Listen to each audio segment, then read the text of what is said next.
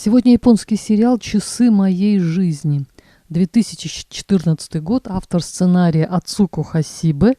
Режиссеры Хироки Хаяма, Мидзако Ясусима, Хиденори Дзеко. В ролях Харума Миура, Микако Табе. 11 серий. Студенты 4 курса универа ищут работу. Она Мигуми или Мегу, а он Такуто. Ходят на интервью и нигде их не берут. Один соискатель пришел в 79-й раз, у него был дефект речи, и он был не уверен в себе. Потом он на фоне провалов расстался с жизнью. Вот так начинается фильм. В любой стране новички без опыта работы никому не нужны. А как они наберутся опыта, если их нигде не берут? Почему не брали Такуто, непонятно. Внешние данные, рост, хороший язык, подвешенный, приятный молодой человек. И только на последнем интервью он вдруг, бодро начав чеканить заученные слова, улыбнулся и сказал то, что думал на самом деле. В школе притворялся, чтоб не выделяться, дома хотел угодить родителям, в старшей школе стал играть роль легкомысленного парня, и все вдруг стали принимать меня, какой я есть на самом деле. При приеме на работу опять нужно играть роль. Что люди, пообщавшись с ним 2 минуты, сочтут его недостойным и откажут. Ему уже все отказывали, кажется, уже никуда не примут. Если бы это произошло 50, 80, 100 раз, я задался бы вопросом, почему я еще жив.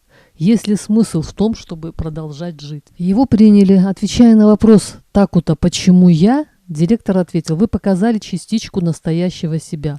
У Такуто был младший брат Рики, который сдал вступительный экзамен в медколледж, была девушка Мегу, у отца была частная клиника, в общем, все казалось бы безоблачно, но у Такуты была обида, что все внимание уделяется Рике, младшему брату, а на него никто не обращает внимания.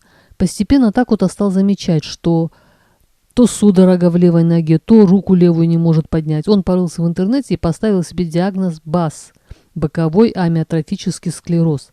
Сходив к врачу, он окончательно убедился в правильности диагноза. Болезнь страшная, редкая, прогрессирующая, атрофируются мышцы и, как финал, остановка дыхания и подключение к аппарату ИВЛ.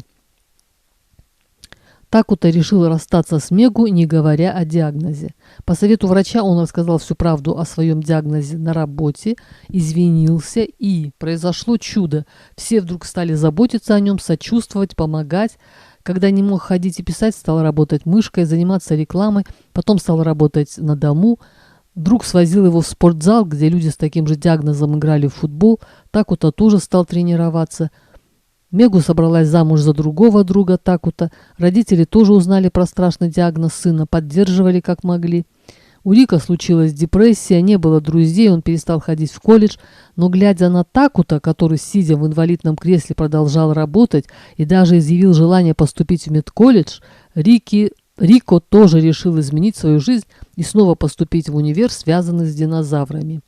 А Мегу решила посвятить себя уходу за больными и случайно встретила все в том же спортзале Такуто, сидящего в инвалидном кресле. Чувства вспыхнули вновь, Мегу отказывается от брака с другом и решает вернуться к Такуто и быть с ним до конца. Мать ее отговаривала, но все напрасно. Ну как не полюбить персонажа Харумы? Я не перестаю восхищаться им. До чего притягательное лицо. Глаза страдальца. Мученика. У меня такое ощущение, что в каждом сценарии есть что-то от судьбы Харумы. Когда он открылся маме, как он страдал от отсутствия любви, внимания, я чувствовала, что это Харума кричит о своей боли. В ролике про Золушку я необдуманно сказала, что поет он не очень. Я не имела права так говорить. Я наткнулась на ролик с мюзиклом. Харума весь в поту, с горящими болезненными безумными глазами, похудевший, танцует, поет с чувством. Он просто сжигал себя. Мы, обыватели, думаем, какая приятная безбедная жизнь у артистов, сплошное веселье. А за фасадом страшное одиночество, где всех должен поддерживать ты, потому что деньги льются рекой. А то, что река из крови и пота, мало кого интересует. Про родителей я вспомнила, он купил им ресторан, который должен был приносить прибыль. Почему он оплачивал им ком-услуги? Разве на это не должны были заработать они сами в этом самом ресторане? Если он был убыточный, какой смысл был в его содержании? Или я ничего не понимаю в бизнесе? Персонаж Харумы вел себя как боец, ставил цель, шел к ней, потом появлялась новая цель. Почему же в реальной жизни он не смог преодолеть все?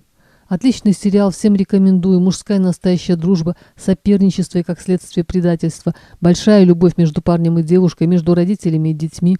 Офисная эмпатия, понимание, что-то, может быть, забыла. Я не буду называть Харуму великим, выдающимся актером.